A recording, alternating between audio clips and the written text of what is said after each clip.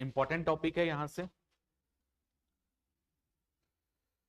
सबसे पहले देखो, छत्तीसगढ़ में जो अलग अलग जनजातियां पाई जाती है उसमें आपको पता है विशेष पिछड़ी जनजाति भी घोषित करती है भारत सरकार। तो यहाँ पर दो कॉलम हम बना रहे हैं। भारत सरकार द्वारा घोषित विशेष पिछड़ी जनजाति, जनजाति में भी ऐसी जनजाति जो विशेष रूप से पिछड़ी है। विशेष रूप से पिछड़ी जनजाति किसको बोलेंगे?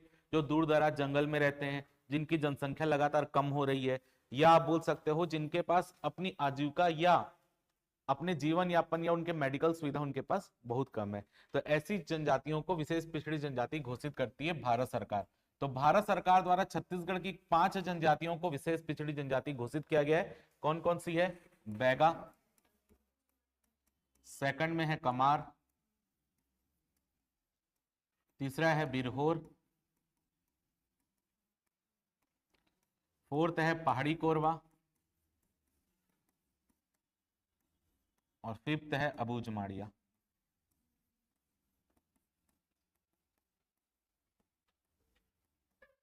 तो ये 5 जनजाति ऐसी हैं जिनको भारत सरकार ने विशेष पिछड़ी जनजाति घोषित किया, और ये पांचों जनजाति छत्तीसगढ़ की जनजाति है ना। अलग अलग राज्य में अलग अलग जनजातियों को विशेष पिछड़ी जनजाति घोषित किया गया है। हमारी छत्तीसगढ़ सरकार ने भी 2 जनजातियों को विशेष पिछड़ी जनजाति घोषित किया है। तो राज्य सरकार द्वारा पंडो को विशेष पिछड़ी जनजाति घोषित किया गया है। सेकंड नंबर पे है भुंजिया, इनको विशेष पिछड़ी जनजाति घोषित किया है। तो पेपर में क्वेश्चन को बनाते समय ध्यान देना है कि भारत सरकार पूछ रहा है कि राज्य सरकार पूछ रहा है। भारत सरकार पूछेगा तो आंसर है 5, राज्य सरकार पूछेगा तो आंसर है 2। ठीक है, तो भारत सरकार ने 5 जनजाति को विशेष पिछड़ी जनजाति घोषित किया, जबकि राज्य सरकार ने 2 जनजाति को। तो टोटल छत्तीसगढ़ की कितनी जनजातियां विशेष पिछड़ी जनजाति है? 7। कुछ नहीं लिख कर देगा तो आंसर है 7। भारत सरकार लिख कर देगा तो 5, राज्य सरकार लिख कर देगा तो 2, कुछ नहीं लिख कर देगा, बस पूछेगा कितनी विशेष पिछड़ी जनजाति, तो 7। समझ आ गया? क्वेश्चन में ध्यान देना। अब देखो, जो विशेष पिछड़ी जनजाति है तो उनको आप देखो, जैसे कि अगर कोई पशुओं की संख्या कम होती रहती है या कोई जानवर कम होते रहते हैं, तो आप देखना उसके लिए उनको रेड डेटा बुक आती है, और उस डेटा बुक में उनका नाम होता है और उनको संरक्षण का काम किया जाता है। वैसे ये जनजातियां क्यों विशेष पिछड़ी है? क्योंकि इनकी जनसंख्या लगातार कम हो रही है, ये दूर दराज जंगल में रह रहे हैं, यानी इनको प्रोटेक्ट करना बहुत जरूरी है। अगर ये प्रोटेक्ट नहीं करेंगे तो ये खत्म हो जाएंगे। समझ आ रहा है? तो इनको प्रोटेक्ट करने के लिए एक विशेष अभिकरण बनाए जाते हैं, जिसको हम बोलते हैं जनजाति विकास अभिकरण। तो जितनी भी विशेष पिछड़ी जनजाति है, सबके लिए अपना जनजाति विकास अभिकरण बना है। अब यहां पर 2 चीज आपके सामने आपको पढ़नी है। एक होगा जनजाति विकास अभिकरण, जनजाति विकास अभिकरण, और दूसरा है प्रकोष्ठ, दूसरा होता है प्रकोष्ठ। अब ये दोनों में अंतर क्या है वो आपको समझना है। जहां पर ऐसी विशेष पिछड़ी जनजाति जैसे बैगा, बैगा सबसे ज्यादा कहां पाए जाएंगे? कबीरधाम में पाए जाते हैं, मैकल पर्वत श्रेणी में। कमार सबसे ज्यादा कहां पाए जाएंगे? गरियाबंद में पाए जाएंगे। तो जहां पर उनकी जनसंख्या सबसे ज्यादा है वहां पर बनेगा विकास अभिकरण, और जहां उनकी जनसंख्या कम है अपेक्षाकृत, तो वहां पर बनता है प्रकोष्ठ। समझ आ रहा है? तो विकास अभिकरण क्या होगा? जहां पर ये विशेष पिछड़ी जनजाति सर्वाधिक संख्या में होते हैं वहां पर बनता है विकास अभिकरण, और जहां पर इनकी संख्या अपेक्षाकृत कम होती है वहां पर बनाया जाता है प्रकोष्ठ। समझ आ गया? तो दोनों एक ही है, बस उनकी जनसंख्या के ऊपर डिपेंड है। अब ये विकास अभिकरण करेंगे क्या या प्रकोष्ठ करेंगे क्या? उस क्षेत्र में इस जनजाति के लिए विकास के लिए वो क्या करेंगे? अलग अलग योजना बनाएंगे। जितनी भी योजनाएं हैं वो इनके तक उनकी पहुंच को सुनिश्चित करेंगे, ताकि वो इन योजनाओं का लाभ लेकर अपने आप को समाज के स्तर में ऊंचा उठा सके और अपने आप को डेवलप कर सके। समझ आ रहा है यहां पर? तो अब यहां पर आपसे पेपर में यही क्वेश्चन पूछे जाते हैं कि फलाना जनजाति विकास अभिकरण कहां है या फलाना जनजाति का विकास प्रकोष्ठ कहां पर है, ऐसा क्वेश्चन पेपर में आता है। तो सबसे पहले हम यहां पर वही देख लेते हैं। देखो, अब यहां पर लिखा हुआ भी है,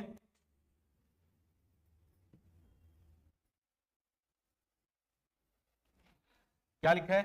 छत्तीसगढ़ राज्य में भारत सरकार द्वारा घोषित 5 विशेष रूप से कमजोर जनजाति समूह बैगा, पहाड़ी कोरवा, अबूझमाड़िया, कमार और बिरहोर निवासरत है। इनके समग्र विकास कार्यक्रमों के क्रियान्वयन हेतु 6 विशेष रूप से कमजोर जनजाति विकास अभिकरण है, जबकि 10 प्रकोष्ठ हमारे यहाँ कार्यरत हैं। तो अब ये विकास अभिकरण कहां कहां पे और कहां पे वर्क कर रहा है उसको हम देख लेते हैं।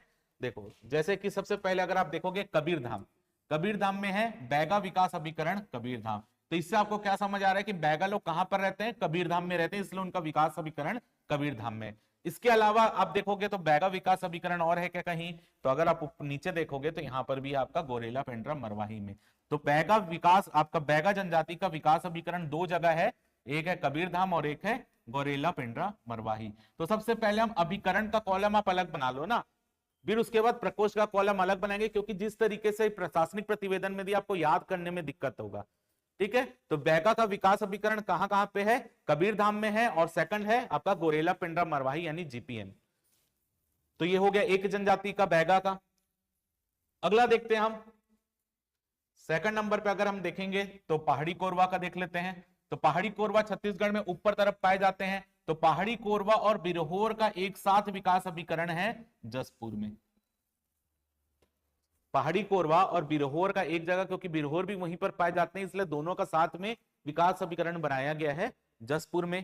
तो पहला लिख लो, अगला पहाड़ी कोरवा और बिरहोर विकास अभिकरण जसपुर। अबूझमाड़ क्षेत्र है, कहां पे पड़ता है, नारायणपुर में, तो उनका तो विकास अभिकरण नारायणपुर में ही होगा। तो अबूझमाड़ विकास अभिकरण आपका नारायणपुर में है।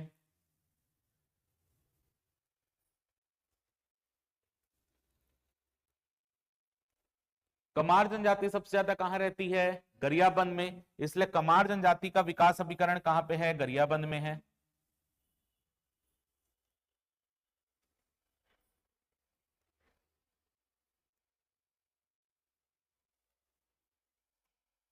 और पहाड़ी कोरवा का एक और विकास अभिकरण है आपका अंबिकापुर में। तो पहाड़ी कोरवा का दो जगह विकास अभिकरण है, एक अंबिकापुर में और एक जसपुर में, यानी सरगुजा के क्षेत्र में है दोनों। तो टोटल अगर आप गिनोगे तो विकास अभिकरण कितने आ गए हैं, 6 आए हैं, 6 आया ना, 6। हाँ,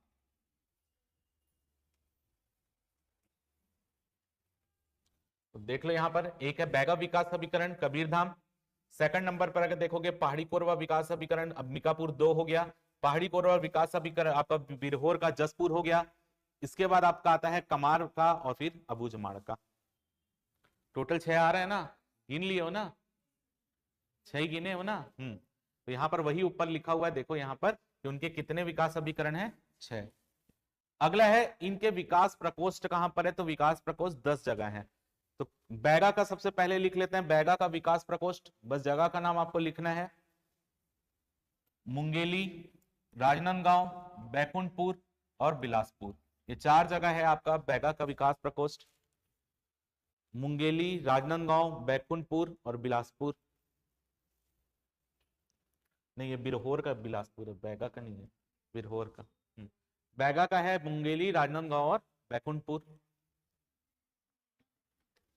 3 है बैगा का विकास प्रकोष्ठ, मुंगेली, राजनांदगांव और बैकुंठपुर। बिरहोर का है बिलासपुर में, बिरहोर का विकास प्रकोष्ठ है बिलासपुर में। पहाड़ी कोरवा का है बलरामपुर में, पहाड़ी कोरवा का बलरामपुर में। पहाड़ी कोरवा और बिरहोर का मिलाकर एक विकास प्रकोष्ठ है कोरबा में, पहाड़ी कोरवा और बिरहोर का मिलाकर एक विकास प्रकोष्ठ है कोरबा में।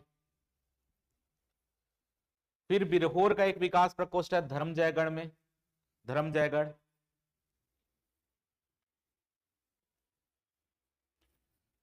फिर है कमार का, कमार का विकास प्रकोष्ठ है आपका नगरी क्षेत्र यानी धमतरी का क्षेत्र। फिर है भानु प्रतापपुर यानी कांकेर का क्षेत्र और महासमुंद में, नगरी, भानु प्रतापपुर और महासमुंद। आपको कैसा क्वेश्चन देता है आजकल पेपर में, बैगा विकास प्रकोष्ठ कहां पर स्थित है, या बैगा विकास अभिकरण और उसके प्रकोष्ठ कहां पर स्थित है, सम्मिलित कीजिए, ऐसा। तो अपने को एक व्यू बनाना पड़ेगा कि कौन सी जनजाति कहां पर रह रही है, उसके हिसाब से व्यू बनाना पड़ेगा यहां पर।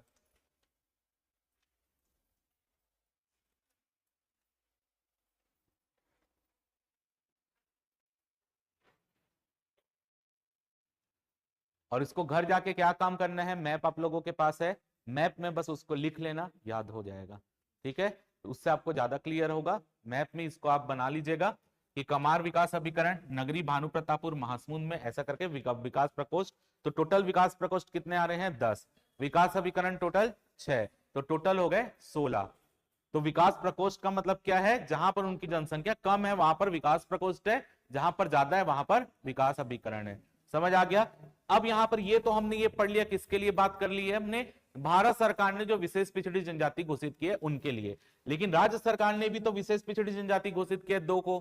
किसको किसको? पंडो और भुंजिया को। तो पंडो और भुंजिया के लिए अगर आप देखेंगे तो दो इनके लिए भी आपके विकास अभिकरण काम कर रहे हैं। जैसे पंडो का विकास अभिकरण अगर आप देखेंगे तो ये आपका सूरजपुर में है, जबकि गरिया जो आपके भुंजिया का है वो गरियाबंद में है।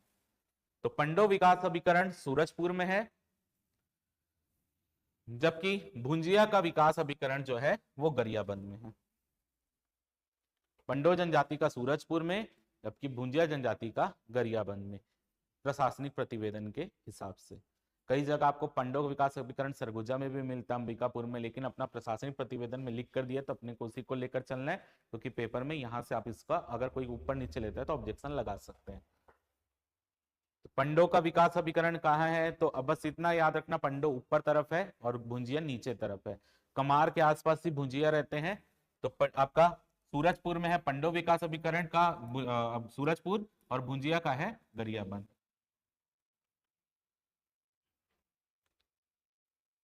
अब ये डेटा आपके लिए इंपॉर्टेंट है, जो भी यहाँ पर हम पढ़ रहे हैं पिछले साल यहीं से क्वेश्चन आया हुआ है। नहीं, इन लोग छोटी छोटी जनजाति राज्य सरकार ने बनाया है ना। हाँ चलो, अब देखते हैं राज्य की जो कुल क्षेत्रफल, हमारे छत्तीसगढ़ का कुल क्षेत्रफल 1,35,192 वर्ग किलोमीटर, कहीं कहीं पे 191 वर्ग किलोमीटर भी मिलता है, लेकिन इसके हिसाब से 135,192 वर्ग किलोमीटर है। अब राज्य का अनुसूचित क्षेत्र, अनुसूचित क्षेत्र कौन घोषित करता है? कल भी हम पढ़े थे, राष्ट्रपति। राष्ट्रपति किसी भी क्षेत्र को अनुसूचित क्षेत्र घोषित करता है, और छत्तीसगढ़ का जो अनुसूचित क्षेत्र है वो है 81,861.88 वर्ग किलोमीटर। 81,861.88 वर्ग किलोमीटर, ये आपका अनुसूचित क्षेत्र है हमारे यहाँ। यानी 1,35,192 में से 81,000 लगभग हमारा अनुसूचित क्षेत्र है। तो अगर मैं परसेंट में निकालूं तो कितना आएगा? लगभग अगर डिवाइड करोगे 60 के परसेंट के आसपास आएगा। डिवाइड करके देख लो, अगर लगभग कैसे डिवाइड करोगे? 81,861.88 डिवाइड बाई 135,192 इंटू 100, तो परसेंट में आएगा लगभग 60.55 आसपास आना चाहिए। कितना रहे?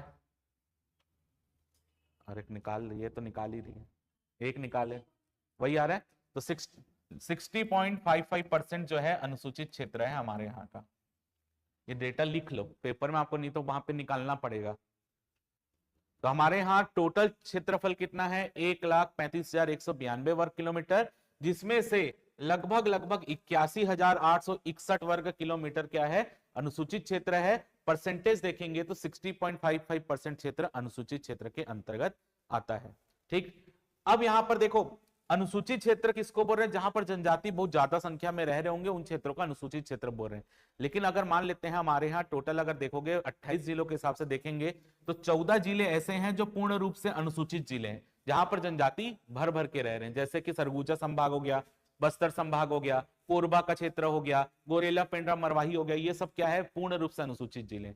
6 जिले ऐसे होते हैं जो आंशिक अनुसूचित जिले, यानी उसके कोई क्षेत्र में ही अनुसूचित जनजाति अच्छी संख्या में रह रही है। लेकिन इसके अलावा भी तो हमारे 8 जिले बचे हैं। अगर 28 जिले के हिसाब से भी देखेंगे तो क्या, जैसे अब रायपुर जो है ना तो पूर्ण रूप से अनुसूचित जिला है ना आपका आंशिक अनुसूचित जिला है, लेकिन क्या जनजाति के लोग यहां नहीं रहते? क्या रहते हैं। तो सीधी सी बात है, राज्य का आदिवासी उप योजना क्षेत्र क्या होगा? ऐसा क्षेत्र जहां पे जनजाति रहते हैं, भले वो अनुसूचित क्षेत्र में ना आता हो। समझ रहे हो? जैसे रायपुर अनुसूचित क्षेत्र में नहीं आ रहा, लेकिन यहां पर आदिवासी तो रहते ही है ना।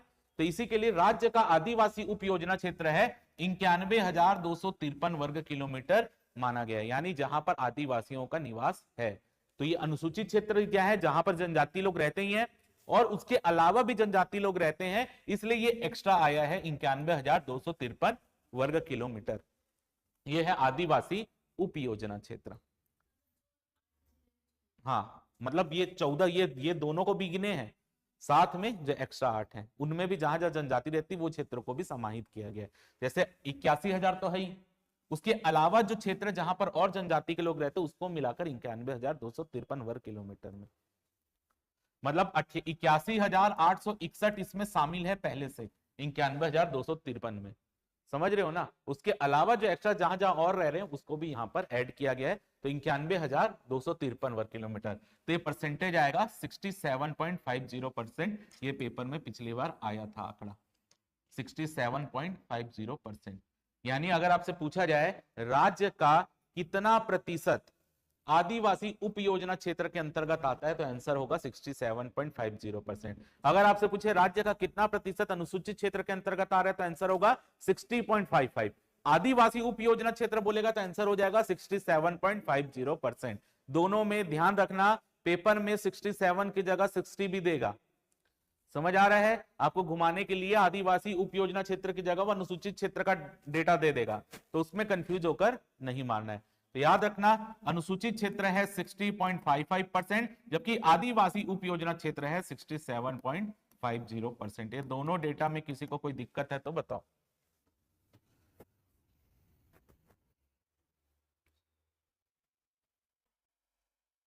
दोनों में अंतर समझ आ गया है।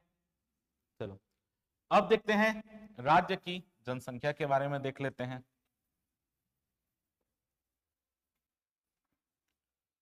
अब 2011 की जनगणना के अनुसार राज्य की जनसंख्या 2,55,00,000 है, तो वही यहां पर लिखा 255.45 लाख।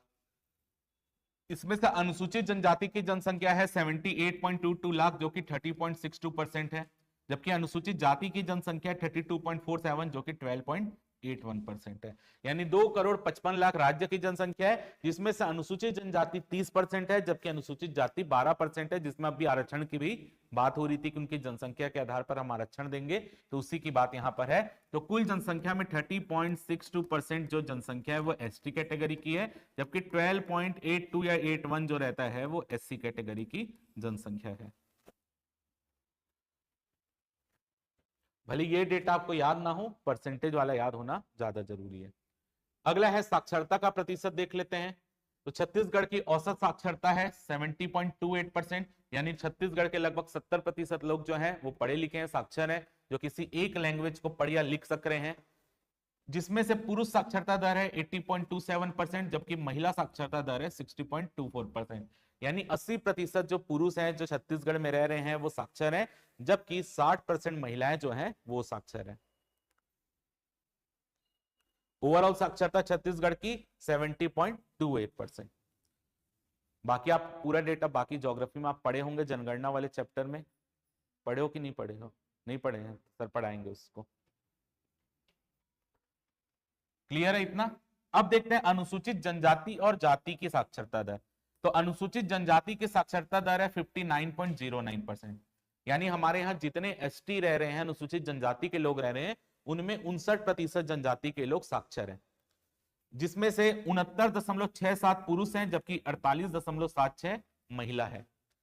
लिखोगे कैसे? अनुसूचित जनजाति हेडिंग डालो, 59.09% ओवरऑल साक्षरता, फिर यहां पर लिखो मेल, यहां पर लिखो फीमेल। तो मेल में ऐसा करके आप 69.67 लिख लो, फीमेल में 48 लिख लो। पॉइंट के बाद का नहीं भी लिखोगे चल जाएगा, अराउंड फिगर में भी आप लिख सकते हो।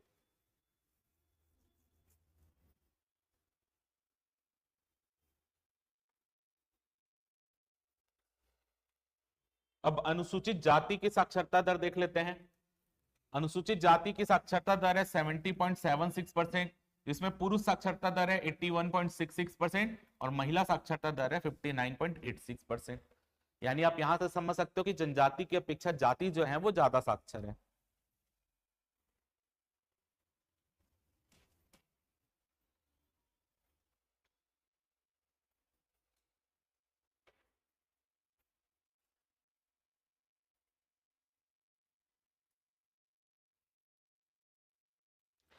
अब हम ये देखते हैं कि हमारे यहाँ 28 जिलों के हिसाब से कौन कौन से जिले, हमने बोला कि 14 जिले पूर्ण अनुसूचित जिले, जबकि 6 जिले आंशिक अनुसूचित जिले पढ़े थे। तो पूर्ण अनुसूचित जिले कौन कौन से, इसकी लिस्ट बना रहे हैं। पेपर में यहां से क्वेश्चन अभी आया था कि कौन कौन से जिले पूर्ण अनुसूचित जिलों की सूची में आते हैं, और ये पूरा डेटा जो हम लिख रहे हैं ये आपका 28 जिलों के हिसाब से है, पूर्ण अनुसूचित जिले।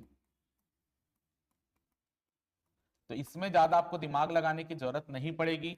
सबसे पहले सरगुजा संभाग में कितने जिले आते हैं 28 जिलों के हिसाब से? 5। कौन कौन से आते थे? तो कोरिया,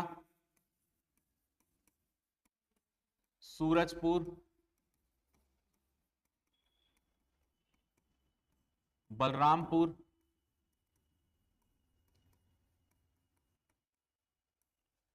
फोर्थ है आपका सरगुजा, और फिफ्थ है आपका जसपुर। यानी पूरा सरगुजा संभाग हो गया। पूरा नीचे का बस्तर संभाग, 7 जिले बस्तर संभाग के कौन कौन से हैं? कांकेर,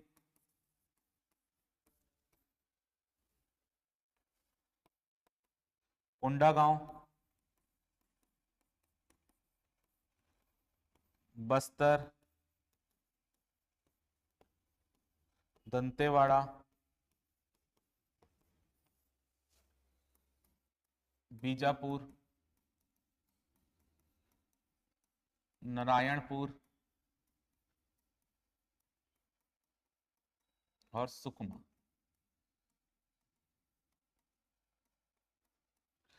इसमें तो कोई दिक्कत नहीं होगी, पूरा सरगुजा संभाग, पूरा बस्तर संभाग। बस 2 जिले जो एक्स्ट्रा हैं, जो पूर्ण अनुसूचित जिले में आते हैं। 13वां नंबर पे आएगा कोरबा, और 14th नंबर पे आएगा गोरेला, पेंड्रा, मरवाही।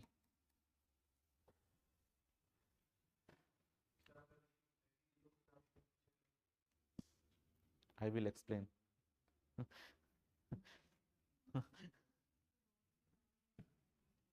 समझ आ गया? 14 जिले हो गए। कैसे याद रखना है? सरगुजा संभाग पूरा, नीचे बस्तर संभाग पूरा, बिलासपुर संभाग के 2 जिले आ रहे हैं, एक आ रहा है कोरबा और एक आ रहा है गोरेला, पेंड्रा, मरवाही। ये हो गया 14 जिले जो पूर्ण अनुसूचित जिले हैं। ये हमने पढ़ लिया 28 जिलों के हिसाब से।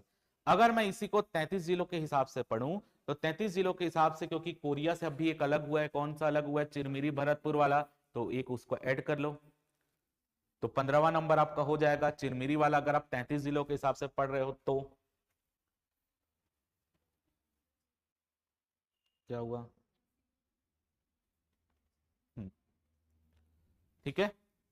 अब यहां पर देख लेते हैं आंशिक अनुसूचित जिले कौन से हैं।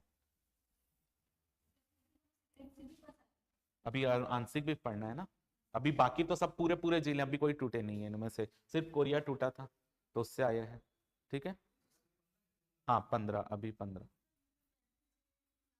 15। हाँ, अब वो पेपर में अगर आपको कुछ नहीं लिख कर दे रहे, क्योंकि प्रशासनिक प्रतिवेदन में आपका 33 जिले वाला भी दिया है।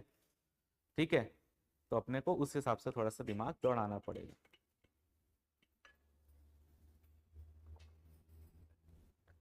कौन कौन से 5 जिले अभी बने थे नए? ऊपर से बताओ।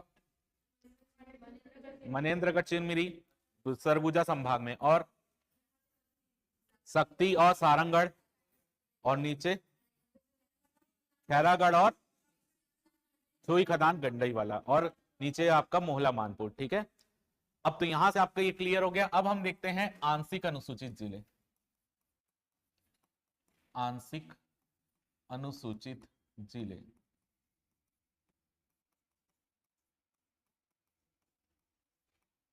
तो 28 जिलों के हिसाब से इनकी संख्या है 6। अब देख लेते हैं आंशिक अनुसूचित जिले में सबसे पहला नंबर जो आंशिक अनुसूचित जिला है, तो ऊपर से अगर हम चालू करें तो सबसे पहले आएगा बिलासपुर, क्योंकि सरगुजा संभाग तो पूरा उसी में चला गया पूर्ण अनुसूचित जिले में, तो उसके नीचे बचा बिलासपुर संभाग।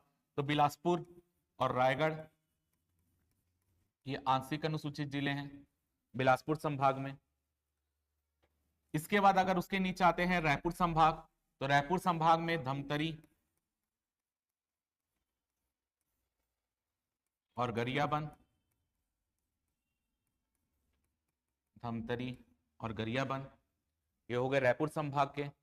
दुर्ग संभाग की बात करें तो दुर्ग संभाग में जो आपका आता है बालोद, ये भी आंशिक अनुसूचित जिला है। और 6वें नंबर पे आता है राजनांदगांव।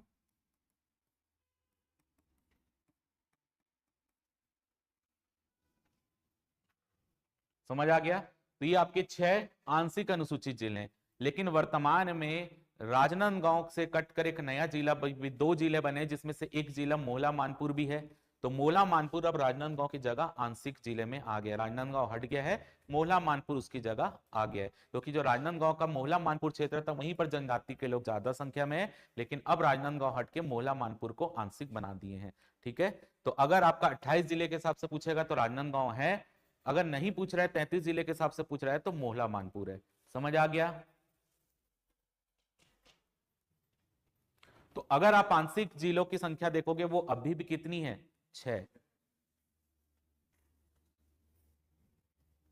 बाकी अब भी जो नया प्रशासनिक प्रतिवेदन आएगा उसमें और बेहतर तरीके से करके देगा, क्योंकि पिछले में समय उसी समय जिले बन रहे थे तो उस समय वो अच्छे से दिया नहीं है उसमें।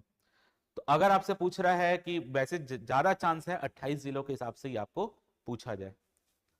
अब यहां पर इतना तो चीजें समझ आ गई, ये जिले तो पूर्ण रूप से ही अनुसूचित हैं, लेकिन ये जिलों का कुछ कुछ भाग अनुसूचित है।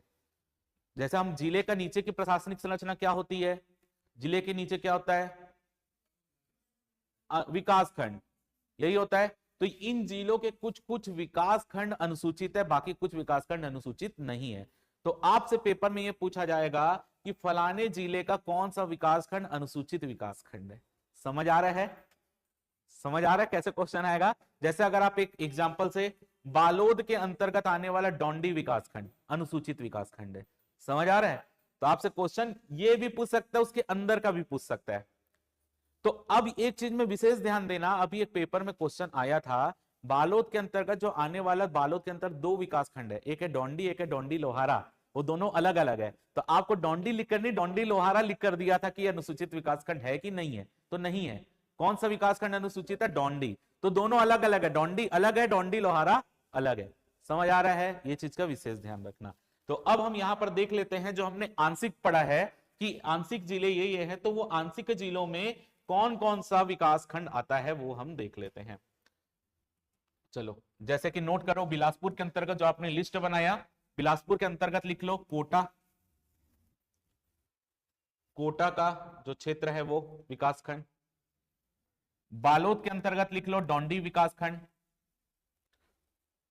बालोद के अंतर्गत डोंडी, बिलासपुर के अंतर्गत कोटा, बालोद के अंतर्गत डोंडी,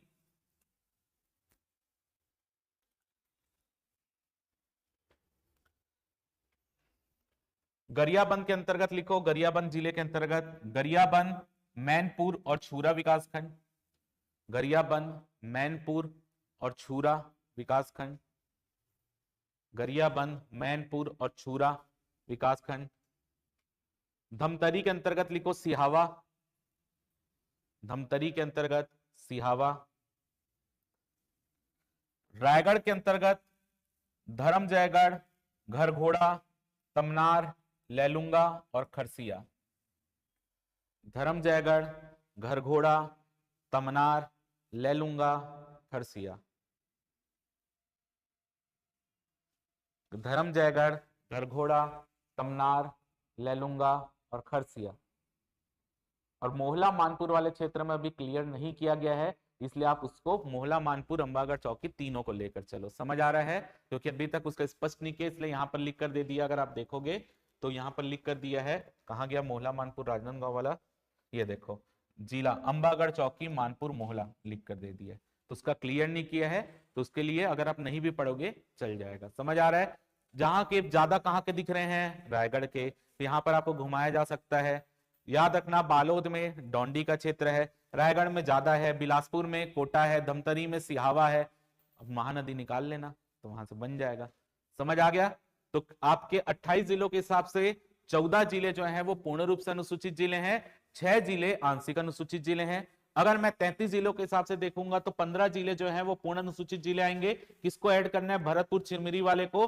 और आंशिक जिलों में राजनांदगांव को हटाकर क्या है? अंबागढ़ चौकी वाला। जैसे अगर आप यहां पे देखोगे तो राजनांदगांव वर्तमान में जिला अंबागढ़ चौकी मानपुर मोहला लिख कर दिया है, यानी पहले राजनांदगांव था, उसके बाद वर्तमान में क्या है?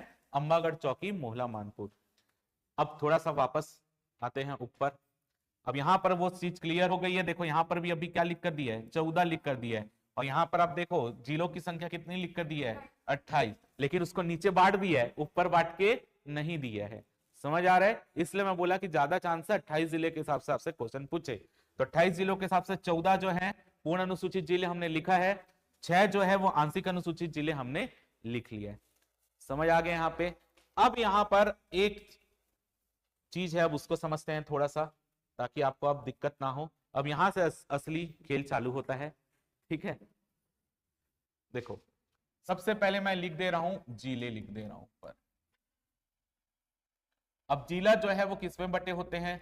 विकास खंड में। और विकास खंड के अंतर्गत अगर मैं देखूं तो ग्रामीण क्षेत्र मेन रूप से आता है, शहर भी आते हैं, मैं आपको समझाने के लिए ग्राम लिख रहा हूं। जैसे हम पढ़ते हैं ना, ग्राम के लिए ग्राम पंचायत, विकास खंड के लिए जनपद पंचायत, जिले के लिए जिला पंचायत, तो वही स्ट्रक्चर मैंने बांट दिया। अब देखो यहां पर मान ले रहे हैं ये कोई जिला है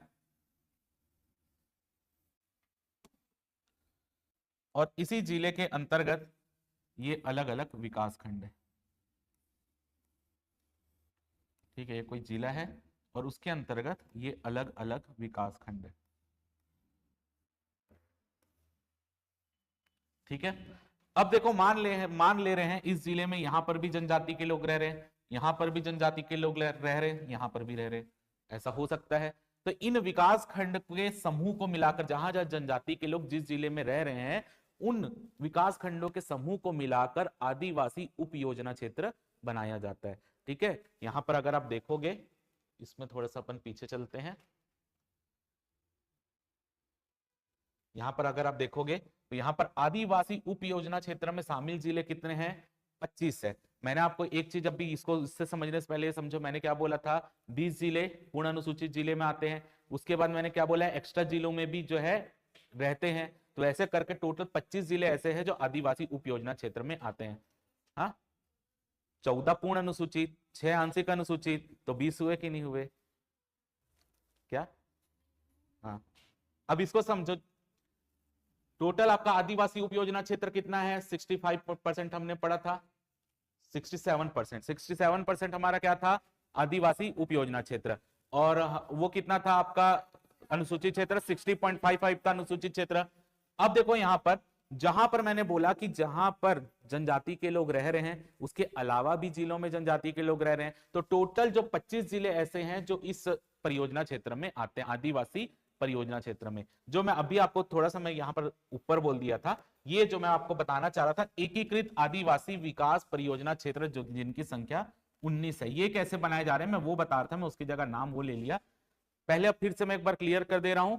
सबसे पहले जो आपके जिले हैं, टोटल कितने जिले आदिवासी अनुसूचित जिले हैं? 20। 14 और 6 मिलाकर टोटल 20। इसके अलावा जनजाति के लोग और भी क्षेत्र में रह रहे हैं, तो उसके मिलाकर आदिवासी उपयोजना क्षेत्र कितना बन रहा है? 25। इतना यहां तक क्लियर है। अब यहां पर एक नया नाम आया है, एकीकृत आदिवासी विकास परियोजना क्षेत्र। तो ये एकीकृत आदिवासी विकास परियोजना क्षेत्र कैसे बनाया जा रहा है उसके लिए मैं बता रहा हूं। देखो अब यहां पर क्या किया जा रहा है, जो मैं यहां पर ये बॉक्स बना रहा था इसी से आपको समझाना था। मान लेते हैं ऐसे विकासखंड जहां पर रहने वाले अनुसूचित जनजाति की जनसंख्या 50% से ज्यादा है। फिर से बोल रहा हूं, ऐसे विकासखंड, किसी जिले के अंतर्गत आने वाले ऐसे विकासखंड जहां पर अनुसूचित जनजाति की जनसंख्या 50% या उससे ज्यादा है, उन विकास खंडों का एक समूह बनाया जाएगा और उसी को हम बोल रहे हैं एकीकृत आदिवासी विकास परियोजना क्षेत्र। यानी ऐसे विकास खंडों का समूह जिसमें किसी जिले के अंतर्गत आने वाला ऐसे आदिवासी विकास खंडों का समूह जहां पर रहने वाले अनुसूचित जनजाति की जनसंख्या 50% या उससे ज्यादा है, उनके समूह को क्या बोला जा रहा है? एकीकृत आदिवासी विकास परियोजना क्षेत्र।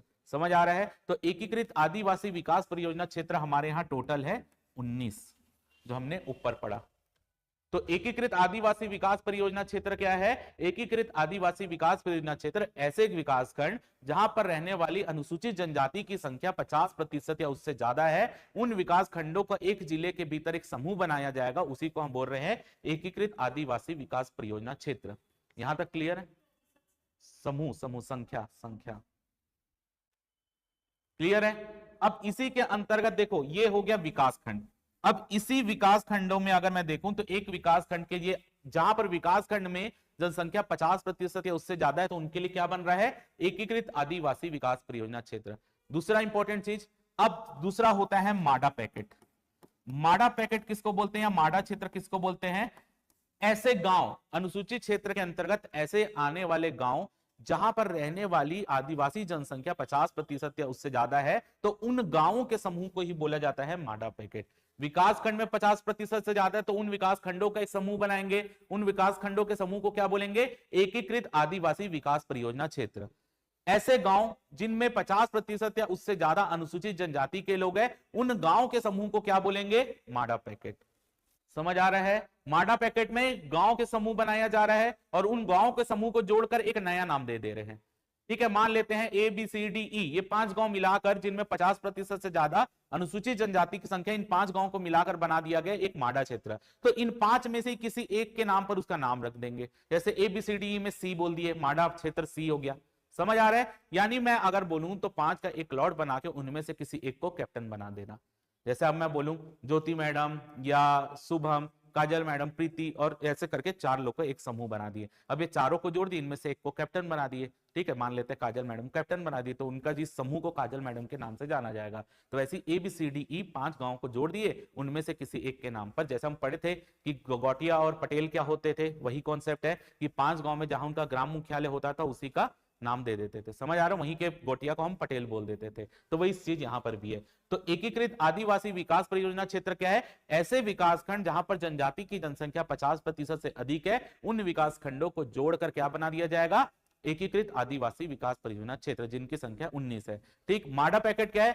ऐसे गांवों का समूह जहां पर रहने वाले अनुसूचित जनजातियों की जनसंख्या 50% या उससे अधिक है। ठीक है, तो हर 5000 की जनसंख्या में ऐसा बनाया जाता है माडा पैकेट, अगर वहां पर अनुसूचित जनजाति की जनसंख्या 50% से अधिक है। जिन गांव में नहीं है उन गांवों को छोड़ दिया जाता है। समझ आ रहा है? अब अगला एक होता है लघु अंचल। अभी हम सबकी संख्या पढ़ेंगे। लघु अंचल, तो लघु अंचल उसको बोला जा रहा है ऐसे गांव। अब देखो यहां पर गांव का समूह बना रहे होंगे तो वो गांव का नजदीक होना तो जरूरी है, तभी तो उनका गांव का समूह बन रहा है। लेकिन कोई एक अलग से गांव पड़ रहा है जहां पर 50% से ज्यादा जनसंख्या एसटी की है, लेकिन उसके आगे कोई समूह बनाने के लिए मिल ही नहीं रहा है, तो ऐसे गांव को हम बोल देंगे लघु अंचल। समझ आ रहा है? माडा पैकेट क्या है? ये गांव सब आसपास थे, ये सब गांव सटे हुए थे या आसपास थे, इन गांव को मिलाकर एक समूह बना दिया, उसको बोल रहे हैं माडा पैकेट। लेकिन अब एक गांव ऐसा पड़ रहा है जिसके दूर दूर तक कोई अनुसूचित जनजाति और कहीं रह ही नहीं रही है 50% से ज्यादा, तो ऐसे गांव को हम बोल देते हैं लघु अंचल। समझ आ रहा है? तो अगर आप देखोगे एकीकृत आदिवासी विकास परियोजना क्षेत्र क्या है? ऐसे विकासखंड जहां पर 50% या उससे ज्यादा अनुसूचित जनजाति की संख्या है, उसका समूह को हम बोल रहे हैं एकीकृत आदिवासी विकास परियोजना क्षेत्र। माडा पैकेट किसको बोल रहे हैं? ऐसे गांव या गांव के समूह जहां पर जनसंख्या 50% उससे ज्यादा, उन समूह को मिलाकर हम क्या बोल रहे हैं? माडा पैकेट। और लघु अंचल ऐसे गांव जो दूर दराज में है और उसके आसपास कोई अनुसूचित जनजाति का गांव नहीं है, वहां की जनसंख्या 50% या उससे ज्यादा एसटी की है, तो ऐसे गांव को हम बोल दे रहे हैं लघु अंचल। लेकिन याद रखना, जो लघु अंचल बनेगा वो माडा पैकेट के अंतर्गत नहीं आएगा। जो माडा पैकेट बनेगा वो आपका एकीकृत आदिवासी परियोजना क्षेत्र के अंतर्गत नहीं आएगा, ये चीज याद रखना। अब हम यहां पर देख लेते हैं उनकी जो लिस्ट है कि कौन कौन से आपके क्षेत्र, ये पेपर में आता है क्वेश्चन। 5000 5000, तो यहां पर याद रखना इस चीज को। ये देखो माडा पैकेट की संख्या है 9, लघु अंचल की संख्या 2। पंडो और बुंजिया को मिलाकर विकास अभिकरण की संख्या 8 हो गई थी। 6 भारत सरकार वाले विकास अभिकरण थे, 2 राज्य सरकार वाले, तो ऐसा करके 8 हो गई थी पंडो बुंजिया को मिलाकर। नहीं तो नॉर्मल में कितने विकास अभिकरण थे? 6, और प्रकोष्ठ कितने थे? 10, और पंडो बुंजिया को मिलाकर विकास अभिकरण हो गए 8। चलो अब ये देखते हैं सरगुजा जिला जो यहां पर लिखा हुआ है, सरगुजा जिला ये तो हम पढ़ लिए हैं 2। चलो अब यहां पर ये लिस्ट बनी हुई है कि कौन से जिले के अंतर्गत कौन कौन से आपके विकास खंड या माडा क्षेत्र आ रहे हैं। तो अगर आप देखोगे सबसे पहले हमने यहां पर क्या बोला था, आदिवासी उप योजना क्षेत्र में कितने जिले आ रहे हैं? आदिवासी उप योजना में 25, तो इसलिए अगर आप देखोगे यहां पर संख्या 25 ही है। ठीक है, कौन से 3 जिले इसमें नहीं आ रहे हैं उसके नाम लिख लो, बाकी का आपको याद करने की जरूरत नहीं है। 28 जिलों के हिसाब से डेटा है। रायपुर तो इसमें नहीं शामिल किया गया है, दुर्ग और बेमेतरा, क्योंकि यहां पर जनजाति बहुत कम संख्या में, ना के बराबर संख्या में। तो 3 जिले ऐसे हैं जो आदिवासी उप योजना क्षेत्र में नहीं आ रहे हैं 28 जिलों के हिसाब से, रायपुर, दुर्ग और बेमेतरा। जहां हम रह रहे हैं वो नहीं आ रहा है, जहां शुभम सर रह रहे हैं वो भी नहीं आ रहा है, और जहां मैं रह रहा हूं वो भी नहीं आ रहा है। तीनों जिला नहीं आ रहा है। जहां आप लोग रह रहे हो वो भी नहीं है, जहां मैं रहता हूं वो भी नहीं है, जहां शुभम सर रहते हैं वो भी नहीं है। हम लोग मतलब हम आदिवासी उप योजना क्षेत्र वाले नहीं है। समझ आ गया? 3 जिले 28 जिले के हिसाब से आदिवासी उपयोजना क्षेत्र में नहीं है। अब यहां पर इसी के अंतर्गत हम क्या पढ़े थे? परियोजना क्षेत्र। तो परियोजना क्षेत्र की संख्या कितनी थी? एकीकृत आदिवासी परियोजना क्षेत्र 19। तो अगर आप देखोगे तो बस्तर के अंतर्गत जो परियोजना क्षेत्र के अंतर्गत आ रहा है जगदलपुर, कोंडागांव के अंतर्गत आ रहा है कोंडागांव, नारायणपुर के अंतर्गत नारायणपुर। ये देखो ऐसे ऐसे में याद करने से बेहतर है कि आप जो अलग है ना उसको याद कर लो। जैसे कांकेर में भानु प्रतापपुर आ रहा है। अब ये दोनों का नाम सेम आ रहा है तो नहीं भी पढ़ोगे तो चल जाएगा, लेकिन याद रखना ना कि ये वो है। सुकमा में कोंटा का क्षेत्र आ रहा है, ये आदिवासी आपका एकीकृत आदिवासी परियोजना क्षेत्र में। बीजापुर में बीजापुर आ रहा है, गरियाबंद में गरियाबंद। इसके अलावा धमतरी में नगरी क्षेत्र आ रहा है। तो ऐसे करके टोटल ये आपको 19 क्षेत्रों के नाम दिए गए हैं। टोटल अगर आप देखोगे 19 क्षेत्र जो कि आपके एकीकृत आदिवासी परियोजना क्षेत्र के अंतर्गत आ रहा है। पेपर में आपको इनमें से कोई भी नाम दे देगा और आपको बोलेगा निम्न में से कौन सा एकीकृत आदिवासी परियोजना क्षेत्र में नहीं आता। समझ आ गया? या दे देगा आता है तो आपको या तो नाम घुमा के देगा या कुछ तो आपको मैच करना पड़ेगा। ठीक है, तो इसका कोई चारा नहीं है, सब चीज आपको ये 19 क्षेत्रों के नाम याद करने ही पड़ेंगे। तो कैसे करना कि इनमें जिसका नाम कॉमन है, सबसे पहले तो ये याद कर लेना अपने कॉलम में कि कहां पर कौन से जिले में नहीं है। समझ रहे हो? कौन से जिले में एकीकृत आदिवासी परियोजना क्षेत्र नहीं है। जैसे आप देखोगे महासमुंद में नहीं है, कबीरधाम में नहीं है। समझ रहे हो? तो ऐसे आपको पहले अलग अलग कॉलम बना लेना। चलो पहले कॉलम बना ही लेते हैं, घर जाके क्या लिखोगे लिखो। कॉलम बना लेते हैं, हेडिंग लिख लेना एकीकृत आदिवासी परियोजना क्षेत्र, एकीकृत आदिवासी परियोजना क्षेत्र, संख्या टोटल 19। एकीकृत आदिवासी परियोजना क्षेत्र संख्या टोटल 19। अब लिखना है ऐसे आदिवासी उप योजना क्षेत्र, ऐसे आदिवासी उप योजना क्षेत्र। कितने आदिवासी उप योजना क्षेत्र? 25 हैं। तो ऐसे आदिवासी उप योजना क्षेत्र जिनके अंतर्गत कोई भी एकीकृत आदिवासी विकास योजना क्षेत्र नहीं आते, जिनके अंतर्गत कोई भी एकीकृत आदिवासी विकास योजना क्षेत्र नहीं आते। तो कौन कौन से नहीं आते? तो ऊपर से अगर हम देखेंगे तो सबसे पहले लिखो बलौदा बाजार, जिसके अंतर्गत कोई भी एकीकृत आदिवासी योजना क्षेत्र नहीं है। फिर है महासमुंद, फिर है कबीरधाम और है जांजगीर चांपा। जांजगीर चांपा।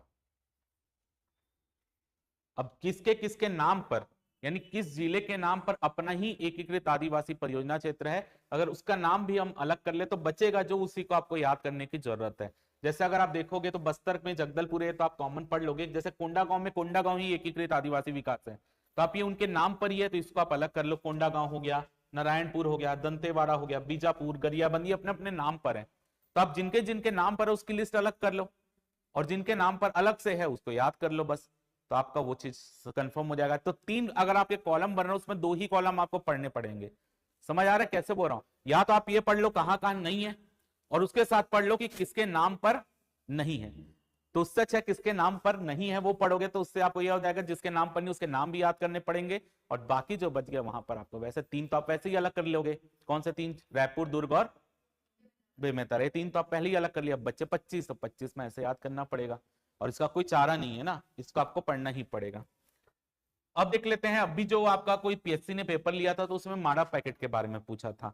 तो माड़ा पैकेट अगर आप देखोगे तो बलौदा बाजार में बलौदा बाजार नाम का ही माड़ा पैकेट है, धमतरी में गंगरेल, महासमुंद में महासमुंद 1 और 2, राजनांदगांव में नचनिया, कबीरधाम में कबीरधाम नाम का ही माड़ा पैकेट है, जांजगीर चांपा में रुकजा, रायगढ़ में गोपालपुर और जसपुर में सारंगढ़। याद रखना जसपुर वाला सारंगढ़ अलग है ना, ये वाला सारंगढ़ नहीं है। नहीं नहीं तो रायगढ़ में आता ना।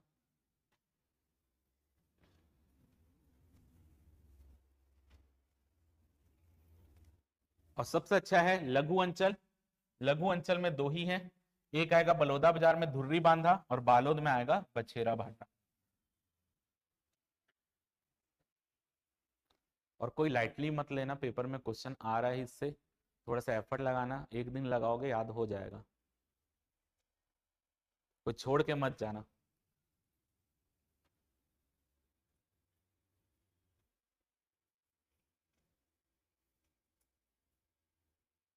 और कल सब लिस्ट इसकी बना के लाना, ठीक है। और लिस्ट ऐसे मत बनाना कि देख के लिख रहे हो, पहले याद करना उसके बाद लिखना। और जब लिखते लिखते 2-3 बार अपनी कॉपी में लिख लोगे, उसके बाद जो फाइनल होगा तब उसको अपनी कॉपी, जो फेयर कॉपी होगी उसमें उतारना। समझ आ रहा है? कोई ऐसा देख के मत उतारना, याद नहीं होगा, पहले याद करना उसके बाद लिखना, तो दोनों चीज साथ में होगी, ठीक है। और साथ में आपको क्या बना के लाना है, जितने हमने पढ़े हैं कि कौन सी जनजाति का अभिकरण और प्रकोष्ठ कहाँ है, उसका मैप बना के लाना है, ठीक है। मैप आपके पास होगा, बस उसमें उसमें लिख देना कहाँ कहाँ पर है एरो करके, तो आपको वो भी याद होगा। तो अगर आप थोड़ा सा अनुमान लगा लोगे तो बैगा अधिकतर जो है मैकल श्रेणी में है, तो उसके जिले बैगा के वहीं पर है। बस अभिकरण कबीरधाम में, और एक अभिकरण कहाँ पे बैगा का, गोरेला पेंड्रामर भाई, ठीक है। बाकी प्रकोष्ठ आप देखोगे तो वही मुंगेली उंगेली में, तो वही प्रकोष्ठ वहीं के बने हुए हैं, ठीक है। बाकी कमार देखोगे तो गरियाबंद तरफ है, तो गरियाबंद से सटा हुआ जिला, अगर आप मासमुंद भी सटा हुआ है तो वहां पे उनका प्रकोष्ठ होगा, तो उससे अनुमान लगाना है, ठीक है। बाकी अगर आपका देख रहे हो पहाड़ी कोरवा, ये सब ऊपर तरफ ही रहते हैं, तो ऊपर तरफ ही आएगा इनका अभिकरण और प्रकोष्ठ। तो एक अनुमान कौन सी जनजाति कहाँ रह रही है उसके हिसाब से लग सकता है। जैसे पंडो भी ऊपर रह रहे हैं इसलिए सूरजपुर में, आपके भुंजिया जो है नीचे रह रहे हैं तो गरियाबंद में है, तो वैसे उसको याद करना, कल मैप में उसको उतार के लाना। एक चीज और याद रखना, हमारे यहाँ आदिवासी विकासखंड की संख्या है 85, ठीक है। तो आदिवासी विकासखंड हमारे यहाँ है 85 टोटल, टोटल आदिवासी विकासखंड की संख्या है 85। अब एक चीज यहां पर एक्स्ट्रा चीज जो आपको मैं बता रहा हूं कि ऐसे अनुसूची 5 के अंतर्गत राष्ट्रपति को यह पावर मिलती है कि वो क्षेत्रों को अनुसूचित क्षेत्र घोषित करे, ठीक है। अब राष्ट्रपति जिन क्षेत्रों को अनुसूचित क्षेत्र घोषित करता है उन राज्यों में जनजाति सलाहकार परिषद बनता है। याद रखना, राष्ट्रपति जिन राज्यों में अनुसूचित क्षेत्र घोषित करता है उन राज्यों में एक जनजाति सलाहकार परिषद बनता है। और जनजाति सलाहकार परिषद में सदस्यों की संख्या मैक्सिमम 20 होती है, ये भी चीज याद रखना। जनजाति सलाहकार परिषद में सदस्यों की संख्या मैक्सिमम 20 होती है, और जो मुख्यमंत्री होते हैं वो इसके पदेन सभापति होते हैं। जनजाति सलाहकार परिषद के जो पदेन सभापति होते हैं वो मुख्यमंत्री होते हैं, और जो आपका आदिम जाति विभाग के मंत्री होंगे वो इसके बनते हैं सदस्य। समझ आ गया? तो आदिम जाति विभाग के अभी मंत्री कौन है, कौन है? राम विचार नेताम, वो अभी जनजाति सलाहकार परिषद के सदस्य बन जाएंगे। कहां से? अनुसूचित क्षेत्र घोषित करते हैं उन क्षेत्रों में जनजाति सलाहकार परिषद बनता है, हाँ सदस्य।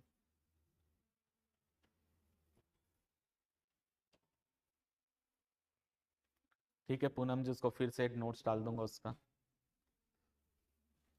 तो जनजाति सलाहकार परिषद जिन क्षेत्रों में, जिन राज्यों में अनुसूचित क्षेत्र होते हैं वहां पर एक जनजाति सलाहकार परिषद रहेगी, जनजाति सलाहकार परिषद रहेगी।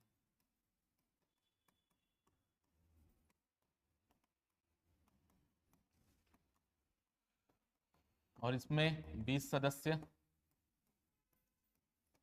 मुख्यमंत्री इसके पदेन सभापति होते हैं, जबकि जो संस्कृत आपका आदिम जाति विभाग का मंत्री होगा वो इसका सदस्य बनेगा। इसके अलावा इस 20 के 3/4 जो मेंबर है, मैक्सिमम 3/4 मेंबर जो होंगे ये एसटी कैटेगरी के विधायक होंगे जो कि विधानसभा में आ रहे, मैक्सिमम हो सकते हैं। तो 3/4 यानी 15 विधायक इसके मैक्सिमम सदस्य बन सकते हैं जो कि एसटी कैटेगरी के होंगे। अगर उतने विधायक नहीं है तो जितने होंगे उतने को बना देंगे, कोई दिक्कत नहीं है। तो एसटी कैटेगरी के 15 विधायक, मतलब 3/4, जितनी जनजाति सलाहकार परिषद के टोटल सदस्य होते हैं उसके मैक्सिमम 3/4 सदस्य उस राज्य की विधानसभा के एसटी कैटेगरी के जो विधायक होंगे उनको बनाया जाता है। अब इनका काम क्या होगा? जनजाति के लिए अच्छा काम, उनके बेहतरी के लिए काम करना। एसटी कैटेगरी के विधायक जो हैं, तो टोटल इसकी परिषद की टोटल सदस्य संख्या के 3/4 मैक्सिमम एसटी विधायक इसके सदस्य बन सकते हैं, जो उस समय विधानसभा में निर्वाचित होकर आए ना। बाकी सदस्य जो होते हैं वो पूर्व विधायक होते हैं, ऐसे लोगों को मिलाकर सदस्य पूरा टोटल 20 किया जाता है। तो उतना डीप में जाने की जरूरत नहीं है, बस इतना याद रखना जिन क्षेत्रों को अनुसूचित क्षेत्र घोषित किया जाता है वहां पर जनजाति सलाहकार परिषद होगी, ठीक है। उसमें 20 मेंबर होंगे, ये चीज याद रखना। मुख्यमंत्री इसके पदेन सभापति होते हैं।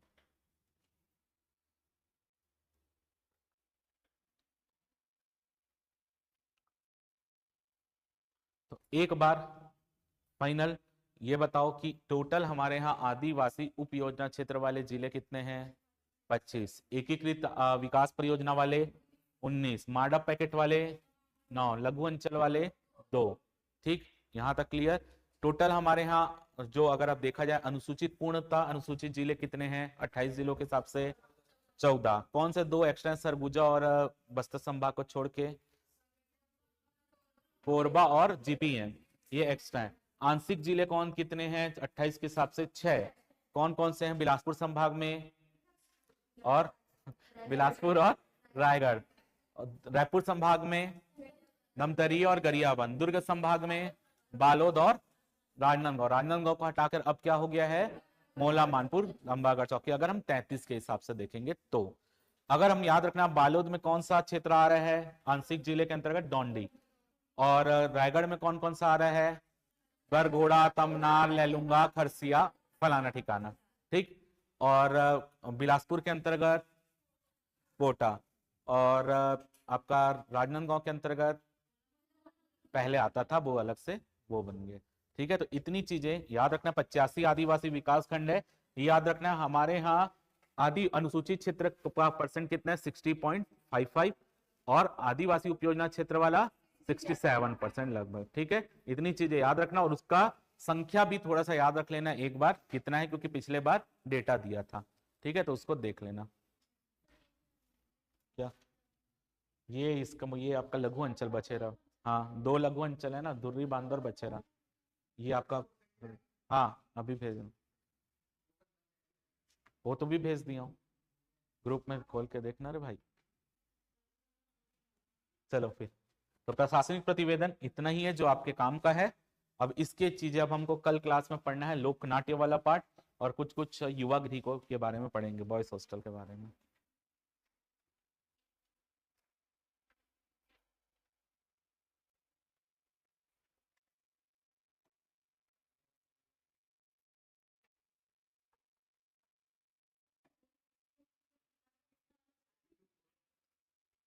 क्या चीज?